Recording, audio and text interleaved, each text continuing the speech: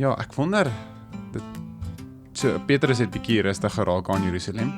Paulus het gepraat van sy 3 keer bid vir hierdie doring in sy vlees, maar hy het nog steeds deur dit aangehou.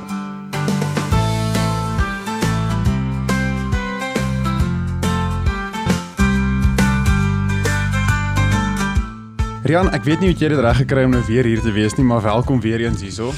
Dankie. Iemand moet van jou hou, dat jy, ek weet nie wie dit is wat van jou hou nie, maar die feit dat jy hier is. Welkom weer eens by Lank en Kort. Die titel bly nou nog steeds dieselfde, die storie verander 'n bietjie elke week. Hoop jy het 'n goeie week gehad, Rian, alles mooi?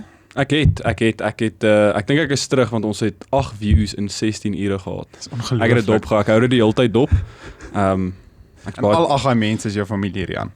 Baie van hulle is die jeug ook, Is dit wat ek forceer. Het hulle Ja, ek maak vir hulle hotspot en dan kyk ons almal op dieselfde tyd. Okay, ag, dis wonderlik. So dis eintlik meer as 8 mense. Ja. Okay, dis goed om te weet. So ons is besig met ons Mission Possible en is nog interessant, hierdie week het die nuwe Mission Impossible se trailer uitgekom, weet jy wat daar in Afrikaans is, nie die voorskou uitgekom. En nogal indrukwekkende bedryf daai. Klink my dis nou die klimaks van die hele reeks films wat uitgekom het en ek dink ons kom ook dan uit so tot einde by Mission Possible, Ja. want as ons nou weer gaan praat, dan is dit Paasfees en Jesus wat gekruisig is, gesterf het en opgestaan het, maar nou voor dit het daar iets groots gebeur, so 'n naweek voor dit, Rian, en jy ken seker jou teologie goed, is dat daar was hierdie groot feesviering toe Jesus ingekom het. Nou wat, as ek vir jou moet vra, wat dink jy beteken dit, die feit dat mense vir Jesus so in Jerusalem in gewelkom het? Palm Sondag wat nou verby was, die idee van Hosanna, Hosanna, God in die Allerhoogste, hier kom Jesus in Jerusalem, palmtakke, partytjie. So wat dink jy simboliseer dit? Ek dink dit simboliseer die redder wat gekom het. En of die prentjie wat baie van die mense gehad het van hierdie persoon wat kom, hierdie figuur wat in autoriteit gaan optree en hierdie sekere droom wat hulle gehad het wat Jesus gaan doen, maar wat hy toe iets bietjie anders gedoen het. Ja, ek dink, trek nou vandag toe, want dit is altyd die groot ding van hoe ons lewe. Dit gebeur jy Sondag, jy lewe jou lewe, gee jou hart vir die Here. Dis hierdie groot feesviering van ek is gered en meeste van ons ervaar daai in daai tyd en in daai oomblik wat jy hierdie passie, energie ervaar. Dis hierdie groot feesviering, dis hierdie oomblik. En dan gebeur dan nou die lewe. En dan sien ons dit in die storie van Jesus ook, as ons vier fees en dan ook in 'n mate, ek wil nie sê kruisig ons hom nie, maar ons sondig en ons voel nie meer so nie. Dis half as jy kyk na jou lewe van vandag, as mense vra baie keer, hoekom is dit dat ek so in die begin so goed aanhou, maar dan hier aan die einde of hoe verder ek van daai oomblik van verlossing beweeg, voel dit half dis nie meer so eenvoudig en so maklik nie. Ja. Dis soos, ons het 'n prentjie van wat ons dink en wil hê Jesus moet doen, en dan doen hy iets bietjie anders, en dan in daai oomblik is ons van, okay, maar dis nie wat ons gedink het nie, so ons doen ons eie ding. Ja. Maar eintlik om doen Jesus iets groters. Ja, en die mense het nogal hulle misnoë uitgespreek, toe hy daar gestaan het en hulle uitgeroep het, kruisig hom, kruisig hom. Prys hom, kruisig hom, kruisig hom. Hy is ons redder, die passie is daar, ons is positief. Weet jy wat, dis nie so oulik soos wat ons dink nie. En ons sien dit nogal baie rof gestel. Die Fariseërs het nie baie gehou van daai oomblik nie. En die wêreld ook in 'n sin, en ek weet nie of in jou lewe jy dit so ervaar het nie, maar die wêreld geniet dit nie as jy reg beweeg nie. En as ek sê wêreld, selfs mense wat ook glo. Dit is welkom hier en is wonderlik om te sien, jy glo in die Here, maar het jy gehoor wat Rian gedoen het nou die dag? Al glo in Jesus en al volg hy die Here en al daai goed, dit maak dit so half moeilik vir ons om vorentoe te beweeg as ons weet. Dink jy mense kan dit keer?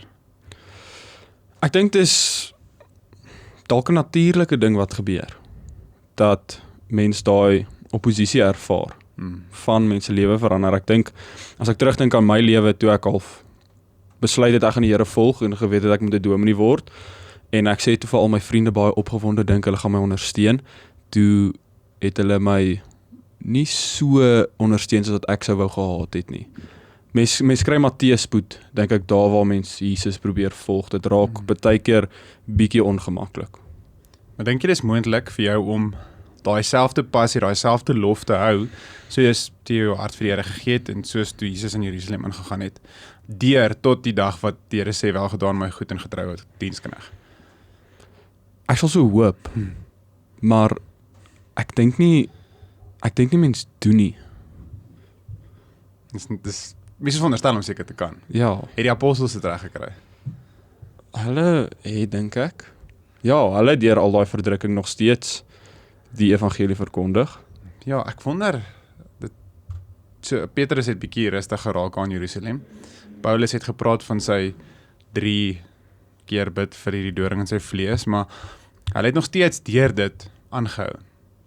Ek dink daar is hierdie realiteit van dit, en as mens nou kyk beweeg van die preek af in ons pad, is dat ons kom nou by die storie van die kruis. Meeste van ons gaan die Vrydagoggenddiens en die Sondagdiens bywoon, en om te sê, weet jy wat, wat Jesus vir my gedoen het, is ongelooflik, en daai oomblik wat ek my hart vir die Here gegee het, is ongelooflik, maar nou, jare later, weet jy wat, ek sal nou nie noodwendig staan en sê kruisig hom nie, maar ek gaan hom verloon so elke nou en dan. En ons is miskien nie so aktief soos Petrus nie, maar ons is nie so toegewy nie. Ek onthou in die begin met my roeping, waar ek het teologie ook geswat en alles, so jy Bybel verskriklik, dus jy lees die woord en jy skryf versies neer en jy memoriseer. Nou lees ek die Bybel en ek spandeer tyd met die Here, maar dit lyk totaal en al anderster.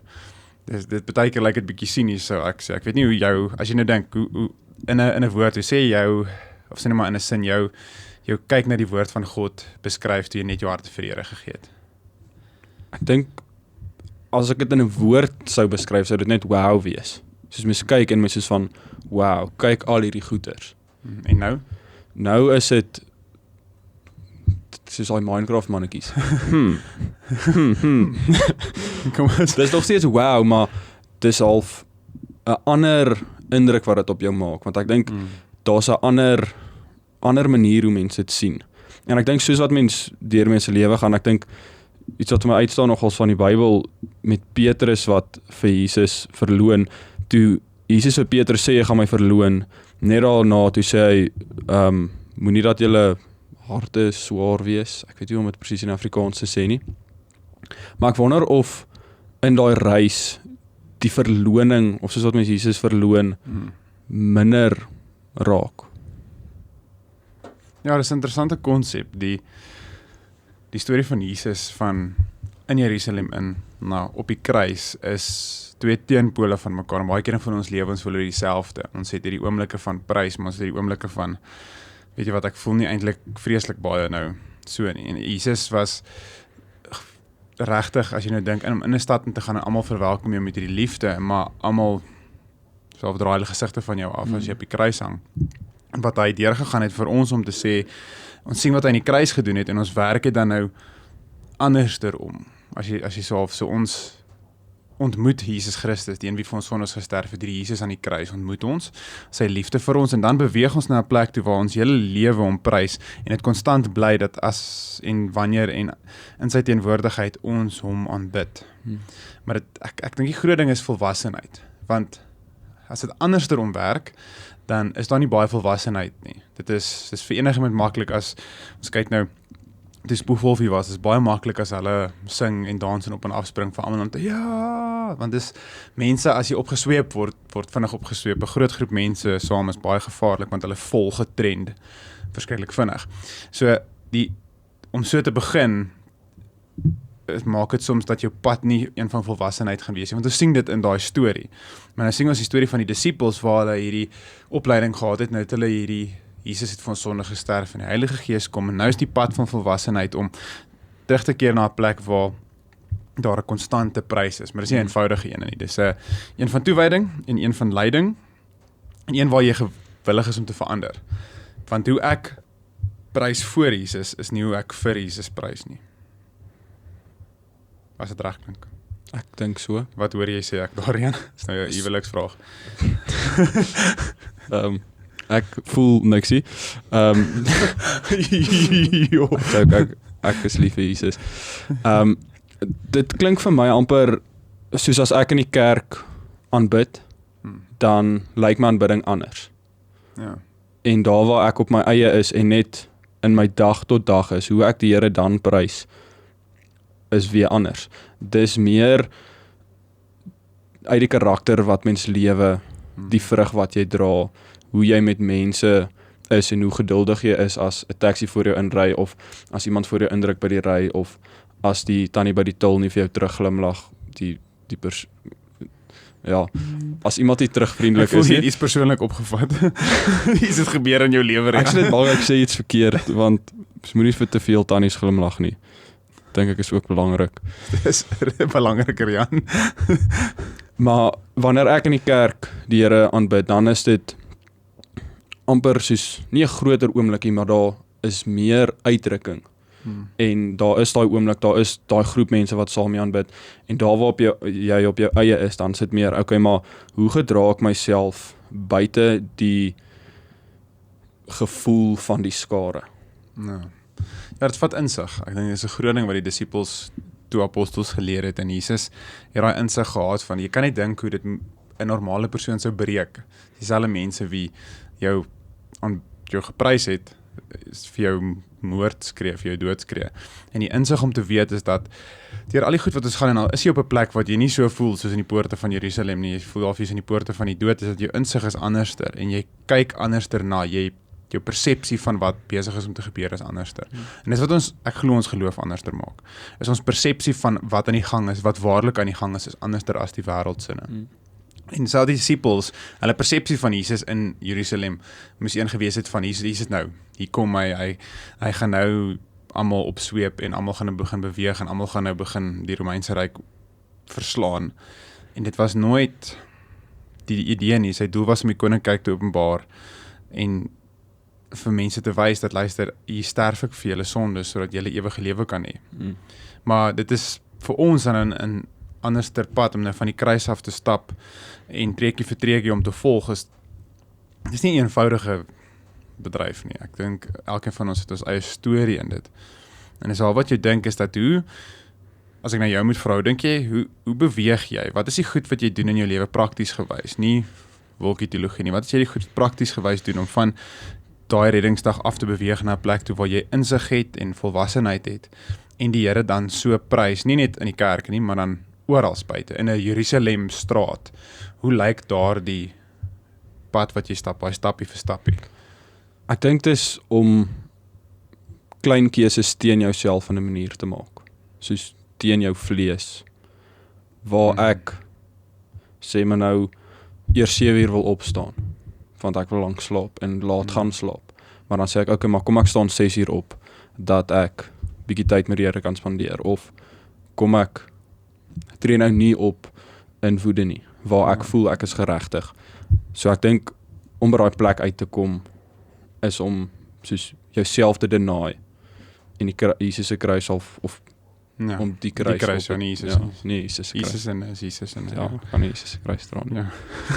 Nee, nie een van ons kan nie, maar die groot ding is, ons kan as gevolg van sy kruis, kan ons dan gaan en sê, waar tel ek dit op wat opgetel moet word? Waar is dit wat ek moet help? En dit is kan 'n palmtak wees, maar op die uiteinde is dit nie so eenvoudig nie. Dit was nie met een van die apostels dat hulle sy naam geprys het met 'n palmtak nie, dit was met hulle lewens. Ja. En dis waar ons sê, ons deel in sy glorie, want hy het van sondes gesterf, maar ons deel ook in sy lyding. Filippense 3 vers 10, ek wil Christus leer ken, ja, die krag van sy opstanding en die gemeenskap aan sy lyding, deur aan sy dood gelykvormig te word.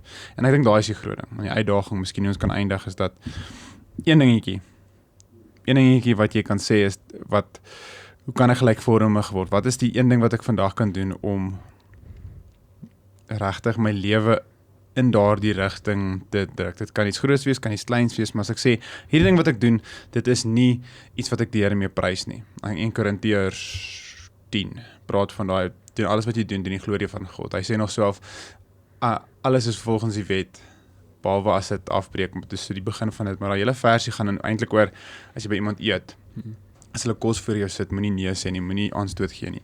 Maar die einde sê, maar aan alles wat jy doen, so dan vandag om te sê dat, waar is ek besig om daai kruis op te tel, in daai een klein dingetjie.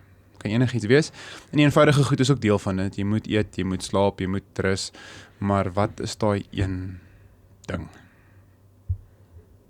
Nee, Rian, Ja, daar sy. wat is daai een ding? Wat is daai een ding? Maar ja, op dit, baie dankie Rian vir al jou 10 woorde wat jy gespreek het. Plesier. Kom maar stukkie vir stukkie Rian. Ja. Is altyd lekker. Hopelik is ek volgende keer nie die oudste ou op die tafel nie, maar ons glo jy het 'n wonderlike week verder. Ja, fantasties, dankie.